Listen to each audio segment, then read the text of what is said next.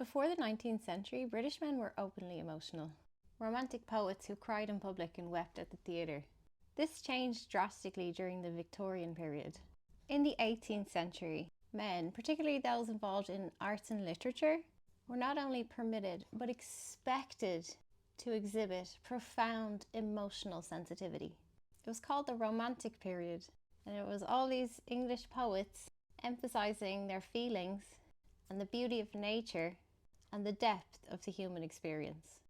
Theatres were full of audiences openly weeping because it was considered a sign of sensitivity and refinement for men to be moved by art and culture. This openness was a reflection of a broader societal appreciation for sentimentality and emotional expression. Poets like William Wordsworth and Samuel Taylor Coleridge made emotions cool. Their work was deeply introspective and a celebration of emotional depth. For instance, Wordsworth's lyrical ballads chooses subjects from common life and portrays them in the language truly spoken by men. Because if you remember, at this time in England, common people were speaking an old Germanic language while aristocrats spoke French. So he would take what he saw the common man suffer and put it into delicate prose for aristocratic society. It also speaks to how detached aristocratic society was from the real life experience of the common man.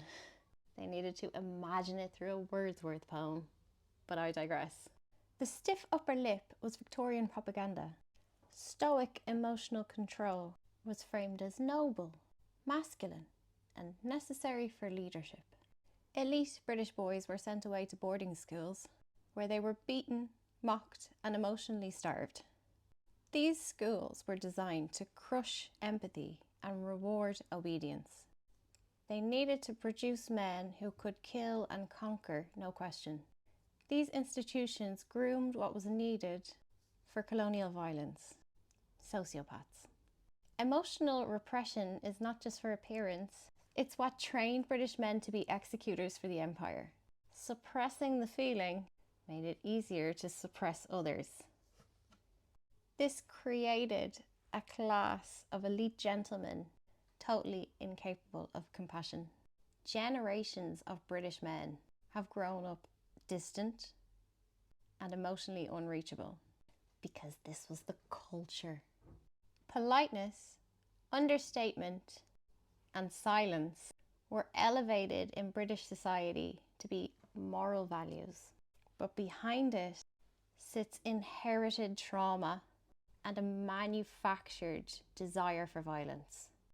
It is not something that is innate in the human being, it is conditioned. Still today, talking about politics in British society is taboo.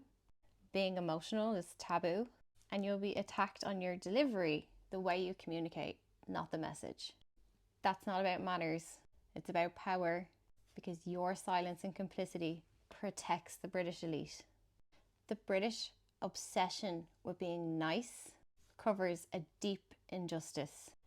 Niceness and kindness are not the same. British people can be incredibly unkind and nice at the same time.